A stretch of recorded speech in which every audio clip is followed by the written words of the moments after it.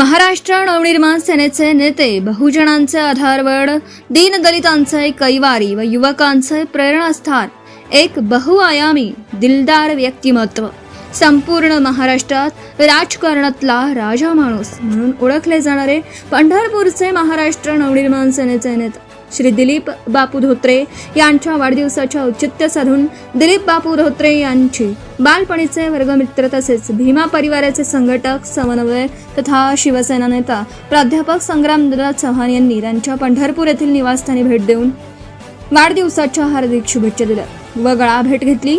यावेळी दिलीप बापू व संग्रामदादा चव्हाण यांच्यात जवळजवळ तासभर रंगलेल्या गप्पांमध्ये शाळेतील बालपणीच्या जुन्या आठवणींना उजाळा मिळाला। फक्त राजकारण न करता राजकारणाबरोबर स्वतःचे व्यवसाय मजबूतपणे विकसित करा, या वाढदिवसादिवशी दिलीप बापू यांनी युवकांना दिलेल्या संदेशाबाबत प्राध्यापक संग्रामदादा चव्हाण यांनी श्री दिलीप बापू यांचे कौतुक केले।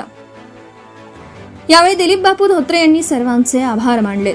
याप्रसंगी मनसेच्या राज्य पातळीवरील तसेच विविध पक्षांचे वरिष्ठ नेते मंडळी, पंढरपूर नगर परिषदेच्या नगराध्यक्षा डॉक्टर प्रणिताताई भालके, विठ्ठल सहकारी साखर कारखान्याचे माजी चेअरमन भगीरथ दादा भालके, मनसे नेता प्रशांत गिड्डे साहेब, राणा राजवंश चव्हाण, मनसे सैनिक, शिवसैनिक, भीमा परिवाराचे सदस्य, हितचिंतक मोठ्या संख्येने उपस्थित होते।